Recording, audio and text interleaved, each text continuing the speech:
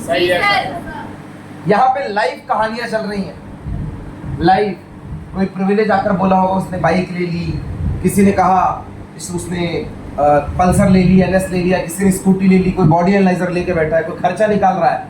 ऐसे देखने में मोहित ने कहा 1,08,000 की गाड़ी दी, बहुत बड़ी बात नहीं है।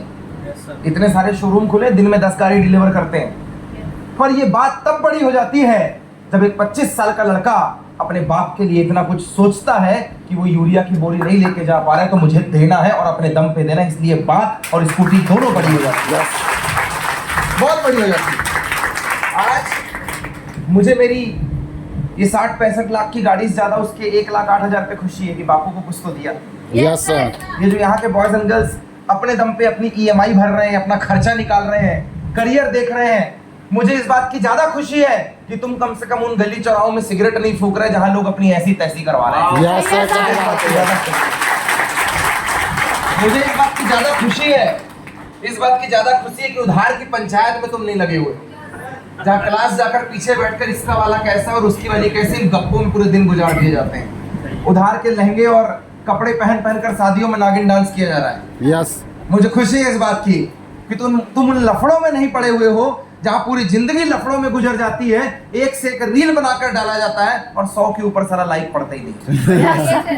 तुम वहां से निकलकर अपने करियर और अपने फ्यूचर के बारे में सोच रहे हो और अपना कीमती समय निकाला है। मैं धन्यवाद करता हूं और आपका स्वागत करता हूं हिंदुस्तान के ऐसे ही एक पैशनेट और जोशीले और करियर ओरिएंटेड प्लेटफॉर्म में। आप सभी का तहे दिल से स्वागत है।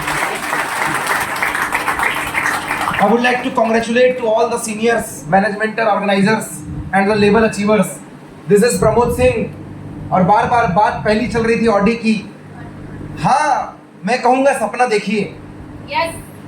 कहता सपने पूरे नहीं होते, रात में देखे जाते हैं। तो जो नेता बन गया उसका भी तो कभी सपना ही रहा होगा नेता बनने का। Yes sir. हाँ, रवि बिश्नोई साहब का भी तो कभी वो सपना ही था ना छात्र संघ का नेता बनने का। Yes, sir.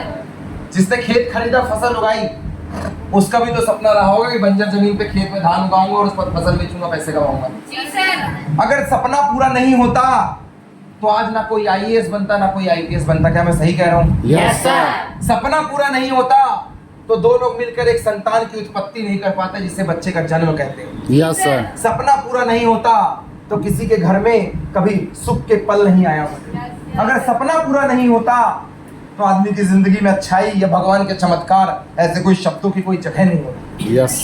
सपना पूरा होता है दोस्त। मैंने भी सपना देखा था भोपाल, 15 साल हो गए मुझे भोपाल में इंजीनियरिंग कंप्लीट किए हुए रहते हुए। 13 I have been pass out from Bhopal, JIT Bhopal, one of the most reputed college in Bhopal.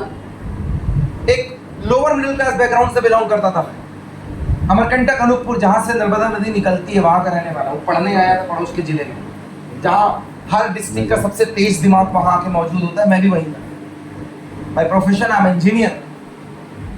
जब अपने घर में था, होटल लाइन का मेरा बिजनेस था। होटल कोई बहुत बड़ी होटल नहीं थी, आज बड़ी है। इस बात को पकड़ के चलिएगा, इसका जवाब मैं दूंगा। दोस्त, वो समोसा चाय कचौड़ी की दुकान होती है ना, उस दुकान में काम किया करता, पर खुश था कि दुकान अपनी ही थी, दुकान किसी और की नहीं थी, दुकान अपनी ही थी। नहीं, उधर वो अपना काम कर रहा है, आप अपना काम कर रहे हैं। आप उधर देखने की जरूरत है, आपके देखने से बेटा बेटी खुद चुप नहीं हो जाए।